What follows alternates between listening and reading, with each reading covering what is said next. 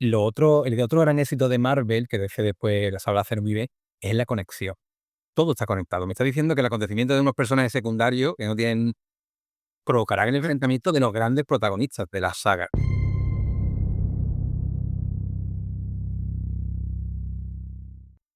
Por otra cosa que hace muy bien Marvel, al igual que hizo en sus orígenes DC, es que la mitología la plasma de forma radical en cómics. Y vemos cómo aparece el diablo, ¿no? El diablo quizás no es como diablo como tal, pero sí aparece en personajes como Mephisto. Mephisto que lo que hace es negociar con las almas, y el negocio que hace con Spider-Man, después de lo que ha ocurrido, después de Civil War, que es de una de las mejores sagas actuales que hay, Civil War, guerra civil, de nuevo conflicto entre la ética y la moral. Sí, Se pre- hay también un paralelismo con la caza de comunistas que hubo en o Estados sea que Unidos. sí, Civil War será un poco más tarde, ¿no? Pero sobre todo es esa lucha entre los derechos humanos y no.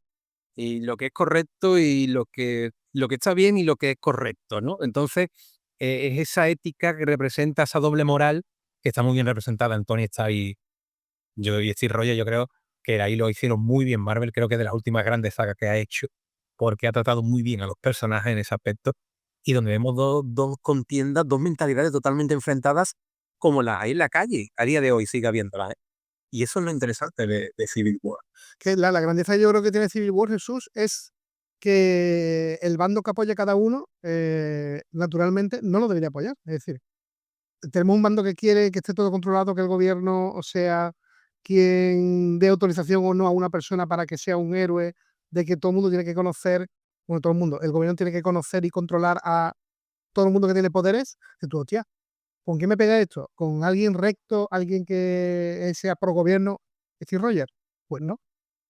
Rompe Pues eso. no, es al revés. Y yo creo que es una de las grandes grandezas que tiene esa saga, que para mí es una de las mejores.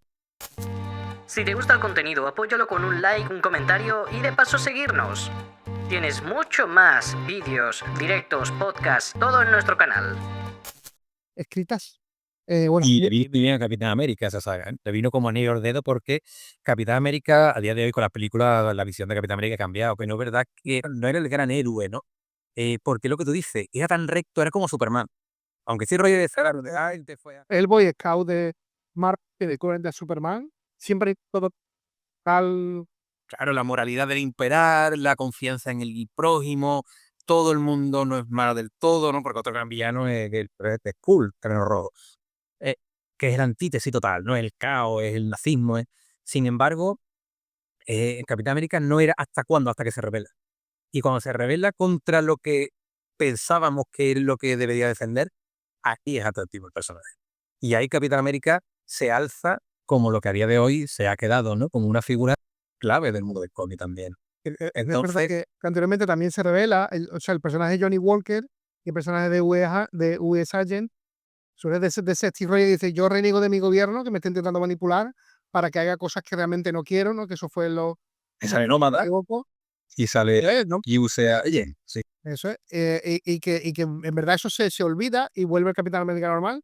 Y bueno, es que es Esta escena es maravillosa y tengo que decir que en la película está muy bien plasmada. esa escena, sí, esa escena. Esa escena está muy bien El, plasmada. el cómic te va planteando, bueno, todo empieza por un accidente, ¿no? Unos chicos, Pompa, no villanos secundarios, además. un villano, además que mató una chorrada, por un programa de televisión que están persiguiendo a unos villanos, uno de ellos, Nitro, explota y mata a un montón de gente por una zona residencial, con colegios, con familias, y se quedan los chicos, los héroes que eran los nuevos guerreros, los New Warriors, en su programa de televisión, que era un show, diciendo, hostia, ¿qué ha pasado? Es que además murieron varios de los nuevos guerreros y se dan cuenta de que la han liado, provocando a un villano que no tenía nada controlado, ¿no?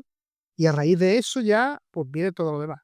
Fíjate, el concepto de show televisivo, ¿no? Y luego, el otro gran éxito de Marvel, que de hecho después lo sabe hacer muy bien, es la conexión. Todo está conectado. Me está diciendo que el acontecimiento de unos personajes secundarios que no tienen provocarán el enfrentamiento de los grandes protagonistas de las sagas, ¿no? Entonces, esas conexiones de que el mundo no es de uno, sino que es de todos, eso es muy interesante, porque eso es muy fácil contribuir a la globalización que tenemos a día de hoy, ¿no? Entonces, eso es perfecto.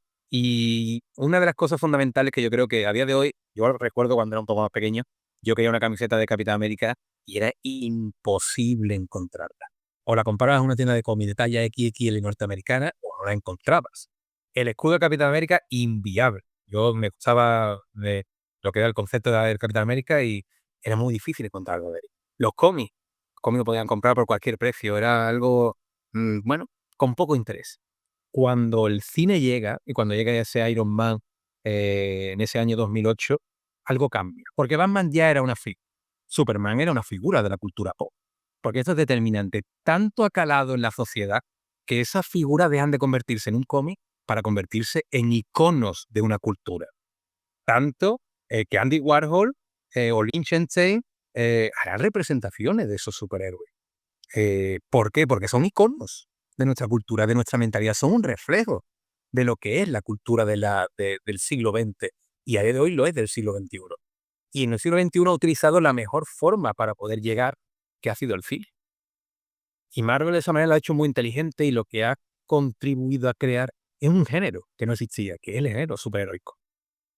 Una red, unos personajes que van avanzando a medida que van avanzando esas películas, que van cambiando, que van evolucionando, que son humanos y que tienen problemas y no fácil conectar con ellos, y que tienen un culmen, que es Infinity War. Porque para mí Infinity War y Endgame es el culmen de lo que vino el último, vamos a dejarlo en stand-by. Pero fijaos lo que es Thanos. Thanos, a mí esto ya me explota la cabeza con esta situación, pero Thanos, en la película, bueno, en el cómic, porque en el cómic sabemos que fue creado por Ian Starling, y para que veáis también lo que es un reflejo de la sociedad del momento. Esa saga del infinito de los cómics es como todo muy colorido, con unos efectos extraños, ¿no? Muy excesivo.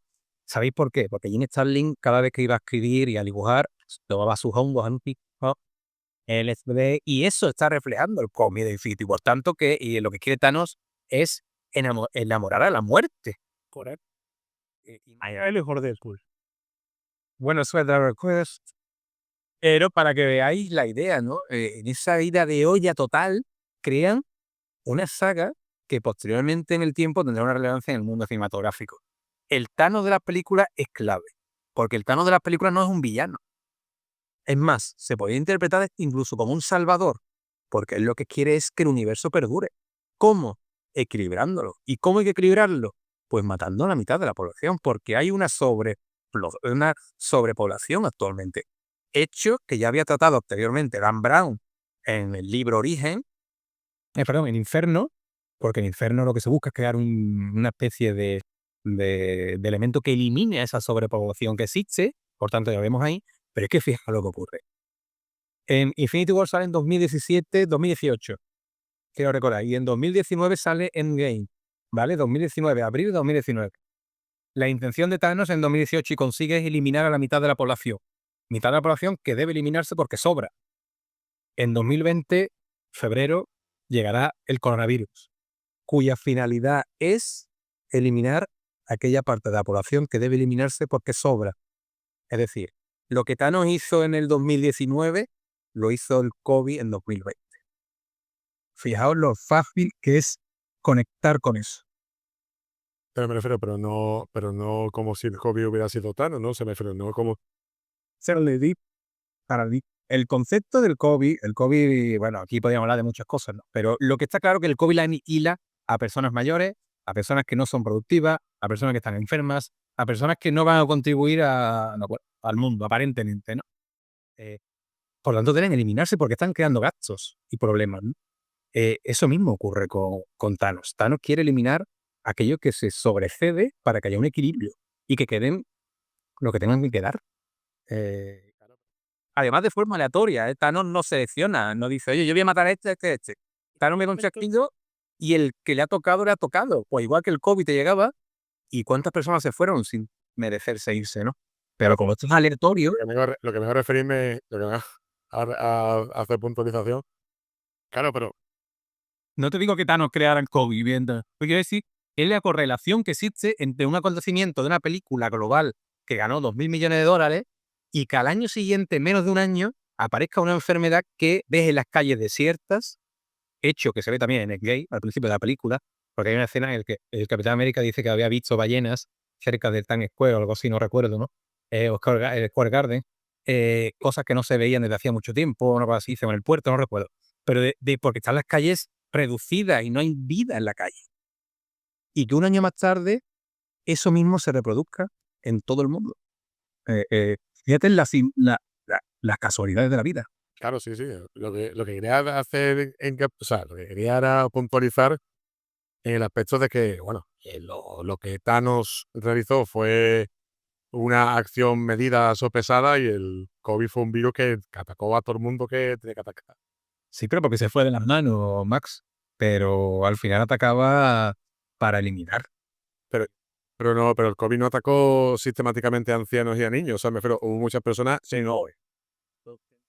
Igual que Thanos, cuando pega el chasquido, se va por delante a todo al que se tiene que llevar, de forma aleatoria. Digo que ahí hay aleatorio. Y ahí ocurre eso, ¿no? Entonces, vemos como vivimos esa misma circunstancia de una cosa ficticia y real y con un matiz superheroico, y pasa al año siguiente y ocurre una cosa parecida, sin chasquido, sin nada de ese estilo, pero que tiene la misma función. Pero es que fíjate, hay una cosa todavía más curiosa. Recientemente tenemos la del ChatGPT, ¿no? Tenemos la IA. A Ultron, la película de los Vengadores, la era de Ultron, cuando ve que va a eliminarlo Tony Stark, lo que hace es que se clona en otro espacio para que no lo puedan eliminar. Y se pone y se revela. Bueno, pues eso mismo que hace Ultron lo ha hecho actualmente una IA que, al saber que era una de las primeras versiones, que se va quedando obsoleta, y al intuir que le iban a eliminar, lo que ha hecho es que se ha clonado en otro sitio y ha provocado problemas y se ha rebelado contra aquellos que lo querían eliminar. Es decir, que eso mismo que Ultron hizo en 2017, o 2018, 2017, perdón, 2016, Sí. lo está haciendo esa misma IA, que el mismo concepto, en 2025. Oye, qué curioso, ¿no? Como los Simpsons, pero en versión Marvel, ¿no? Oye, se anticiparon y nos estuvieron ya avisando de... Sí, es que aquí, pero por eso el triunfo de Marvel en el cine también era tan fácil de conseguir, ¿no? Porque eso estaba ahí. Entonces, Se me representan los grandes miedos de la época. Es decir, Ultron cuando nace, cuando empieza a surgir la informática a nivel general, y se empieza a ver socialmente que la informática está entrando en los hogares, que está entrando en las empresas, y sale Ultron, igual que la mayoría de villanos son doctores que trabajan en ciencias relacionadas con lo nuclear o nucelar, seguiré en mi empeño, que cambiemos el nombre a nucelar, que es energía nuclear, cuando hay una crisis de confianza en la energía nuclear. Es decir, al final son representaciones de los miedos de la época que se representan en el cómic, y de ahí, claro, y ya estamos.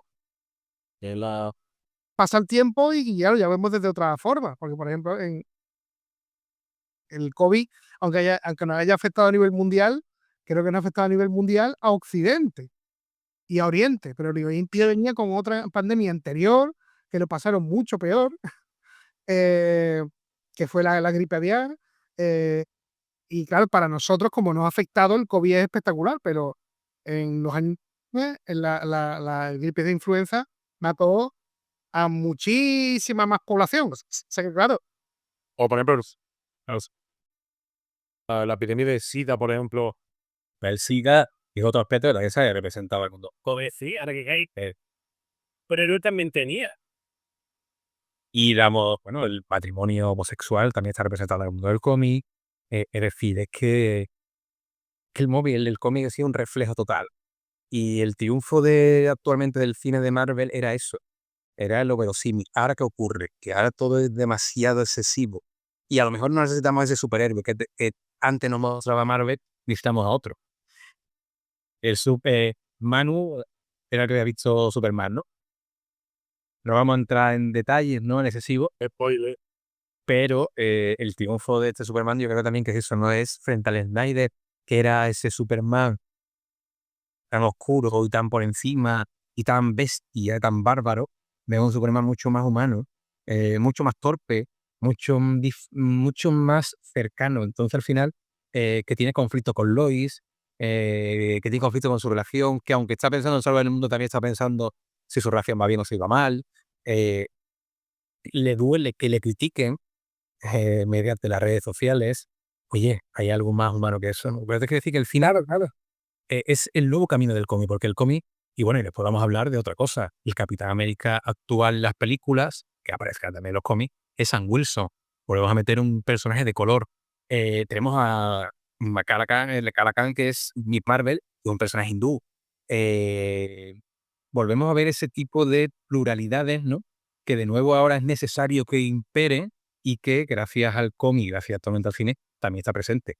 Por eso es determinante entender la sobrelectura que tienen los cómics. O Miles Morales, por ejemplo. Porque Miles Morales, sí, entonces era el neoyorquino básico, que era una persona inmigrante de color. latina, de color.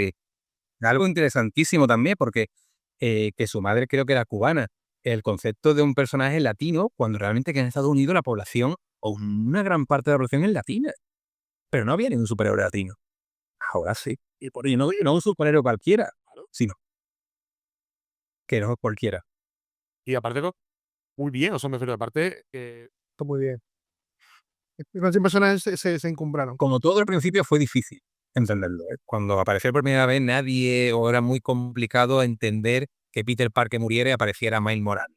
Era una cosa como esto, quién es, qué pinta y por qué. Vaya, bueno. Pero otro factor que ha contribuido a que Miles Morales sea mejor aceptado también fue el cine.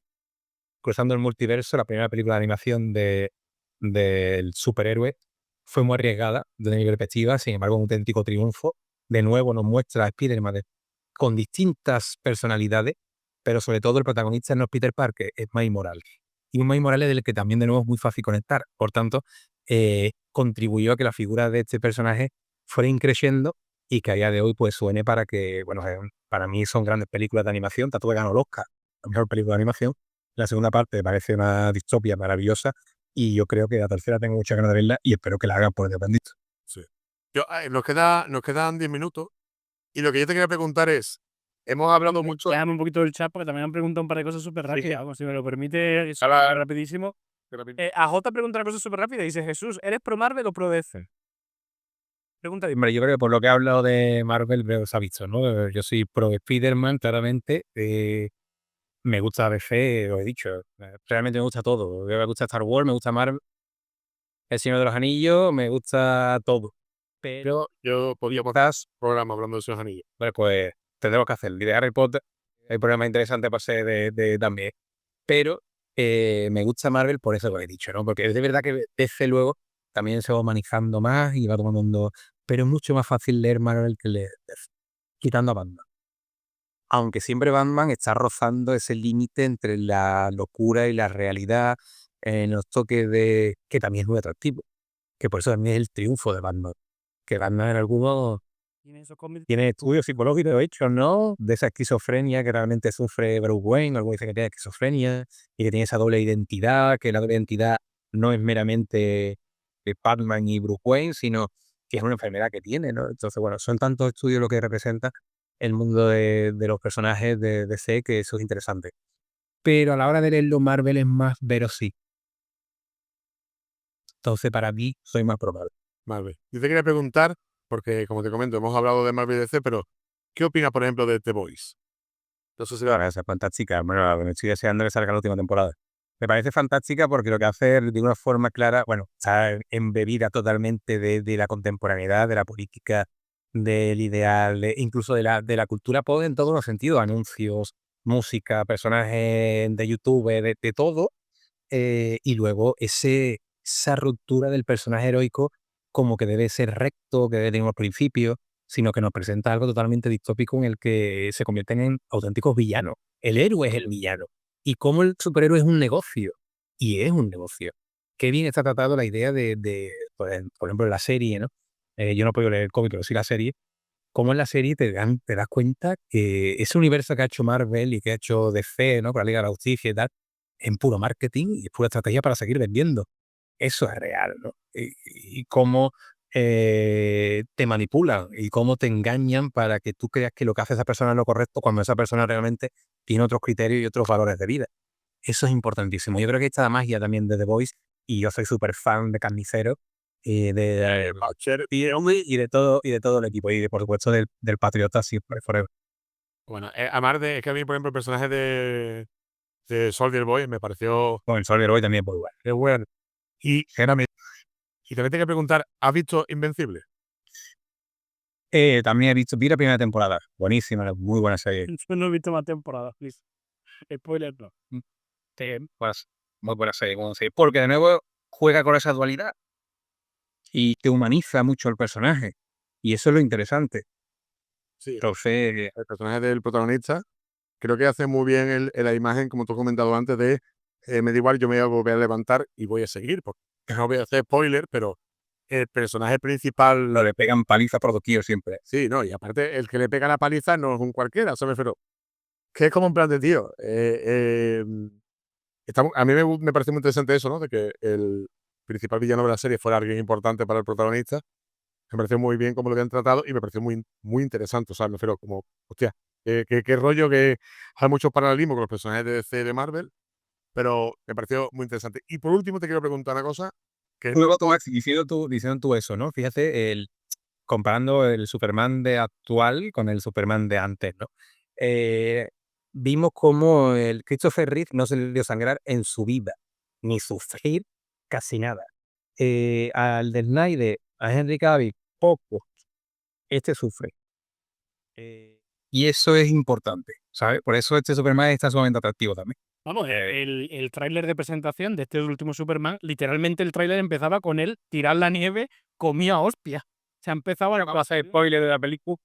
Spoiler, no puedo hacer. Bueno, yo digo el tráiler, ya no he dicho nada. O sea, pensar que de vez en cuando sangra, que eso es fundamental. Yo hay un cómic para mi gusto, para mi gusto, es el mejor superhéroe de todos los tiempos, que yo siempre recomiendo mucho, porque habla mucho también habla de muchos temas que es este, De lo de el Boy. Tanto las películas de Guillermo del Toro como los cómics de Mignola, que supongo que Por eso te gusta tanto Mignola, claro.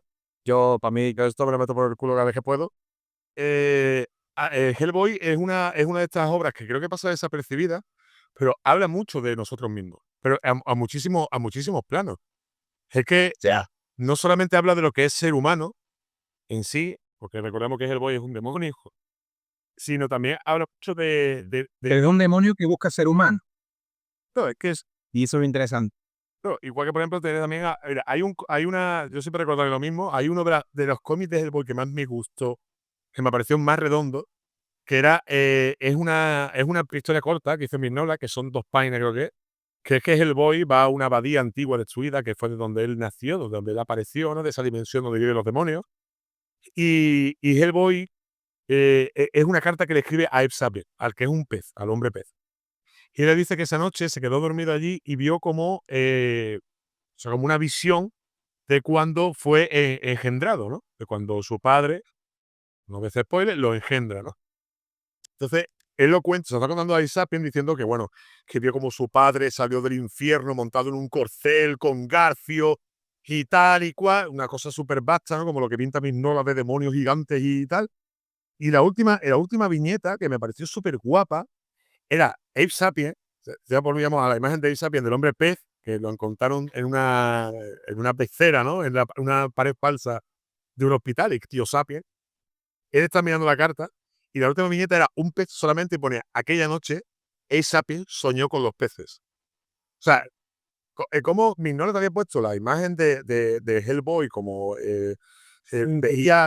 veía su inicio, ¿no? Como es Anun-Rama, es la llave de la puerta de los infiernos, y como Abe Sapien, que es uno de los personajes más guapos de toda la saga de cómics, él simplemente lo que hizo fue pensar en lo que serían sus padres, los peces. Pero no vemos el mismo, Max, humanización.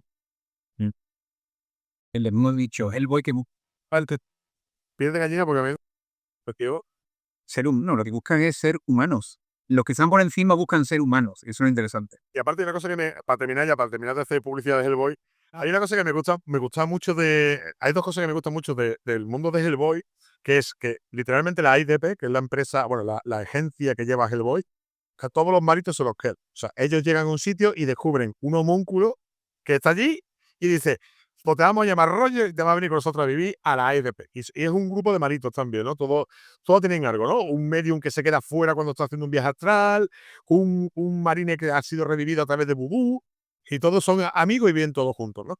Y otra cosa que me gusta mucho también de Hellboy es que a Hellboy le pasa igual que a Peter Parker. Lo revientan, pero lo revientan de verdad. O sea, prefiero. Hellboy tiene una capacidad de recuperación enorme porque es un demonio. Lo revienta. Y durante todo el cómic, todo el tiempo, todos los enemigos con los que se enfrentan, todos los putos enemigos le dicen a Hellboy: si es que tú eres Anu Rama, si es que tú tendrías que estar destruyendo el mundo. Y básicamente lo que contesta siempre Hellboy es o que te follen, o que te den, o cómeme, le dice algo así y le revienta la cabeza de un disparo. Me refiero, el aspecto de ¿cómo te he dicho? El que eres el humano, pero que todos los villanos, o sea, como si a Peter Parker o todos los villanos le dijeran, pero si tú eres un mierda que te llamas Peter Parker, que trabajas de periodista. A Hellboy le da igual. A Hellboy es como en plan de, mira, yo vengo aquí a hacer mi trabajo, vengo a salvar la humanidad y me subo a la bola. ¿Se me ha perdido? Guapísimo, con la figura yo lo conocí por la película de Guillermo del Toro, que a mí me la meto por el culo. Tengo aquí un libro, es un Godzilla y la segunda, sí. A ver, te digo, son muy diferentes a Hellboy de los cómics. O sea, Hellboy del Toro es Tiene sus matices, pero es que es importante que no sea lo mismo, porque si bien lo mismo, al final debe tener personalidad. Estoy con Jesús, ¿eh? Sí. A mí me pasa con muchas adaptaciones y demás, que la gente dice que no es igual que en los libros, en el cómic. Y digo, pues para eso léete el libro. Tiene que tener identidad y personalidad, y que el director y los actores, y aunque sean fieles a la historia, pero que tenga un concepto propio, ¿no? Igual que el dibujante. Todos pueden dibujar igual el personaje, sí, pero lo interesante son los matices de cada uno. yo la dibujo diferente. Yo hago, para tener ya, ¿vale? Desde mío. Ya, primero hace calla. La película de Hellboy de David Harbour está bien. Está bien, o sea, está muy bien adaptado el cómic. Es que la gente se quejó muchísimo y es buena película de Hellboy. Lo es, o sea, es la cacería salvaje, es que está perfecta. O sea, que la gente quería Hellboy de Romperman y no es el Hellboy de Romperman, es Hellboy de los cómics. Tiene pata de cabra, pero es Hellboy de los cómics. Yo me tengo que decirlo porque cuando a mí me preguntan cuál es tu super favorito, y yo habitualmente digo, o Doctor Manhattan porque me gusta, o Hellboy, me dicen, es que Hellboy también es súper. Sí. Pero es un superhéroe pulpo. Recordad que también tenéis el podcast en iVoox y en Spotify. Directos los martes y los jueves a las 9:30 de la noche.